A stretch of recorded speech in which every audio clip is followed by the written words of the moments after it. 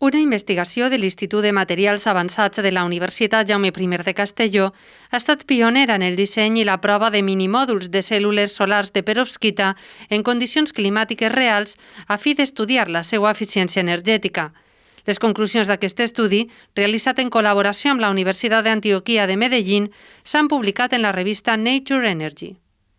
Així, en aquest treball, mostrem una tècnica de com, aprofitant que tenim distintes magnituds de llum al llarg del dia, podem testejar aquests mòduls i trobar quins són els mecanismes físics que fan que aquests mòduls, aquestes cèl·lules solars chequejades en les condicions reals de treball en l'exterior, perquè estan mantenint-se o perquè la seva eficàcia està disminuint. Quin és el mecanisme físic implicat?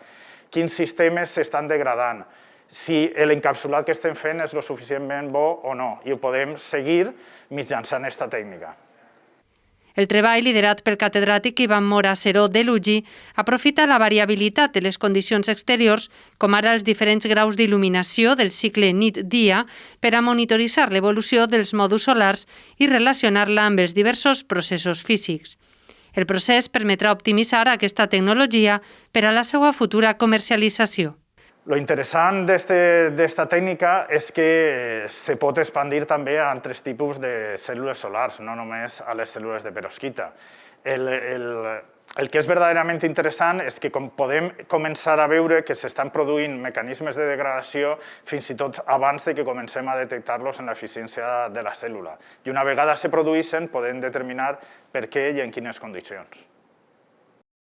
Aquests minimòduls solars de perovskita es van fabricar i testejar en les instal·lacions del Laboratori d'Avaluació a l'aire lliure de cèl·lules solars a la Universitat d'Antioquia de Medellín, Colòmbia, per part d'Esteban Velilla i sota la direcció del professor Franklin Jaramillo.